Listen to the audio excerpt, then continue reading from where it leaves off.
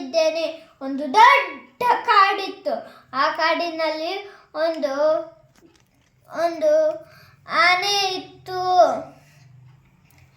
ಆ ಆನೆ ಎಲ್ಲರೊಂದಿಗೆ ಆಟ ಆಡ್ಕೊಂತಾ ಇತ್ತು.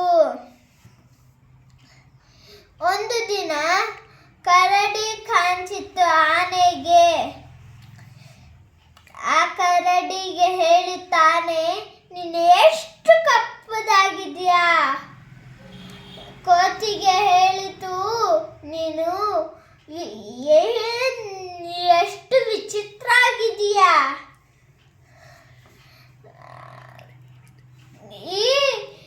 ಈ ನೋಡಿದ ನರಿ ಹೇಳಿತು,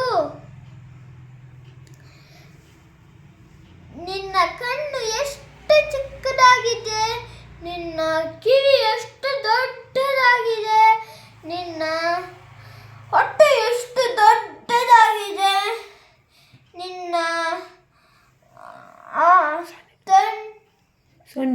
ಸೊಂಡಿಲಿ ಎಷ್ಟು ಕೆಳಗಡೆನೆ ಹೋಗ್ತಾ ಇರುತ್ತೆ ಅಂತ ಹೇಳಿತ್ತು. ಆನೆ ಒಂದು ಕೆರೆ ಹತ್ರ ಹೋಗಿತ್ತು. ಆ ಕೆರೆಯಲ್ಲಿ ನೋಡಿತು, ಆ ನರಿ ಹೇಳಿದ್ದು ನಿಜ. ಈ ಕಥೆಯ ನೀತಿ, ಎಲ್ಲರೊಂದಿಗೆ ಅಧರ್ಮ ಮಾಡಬಾರದು.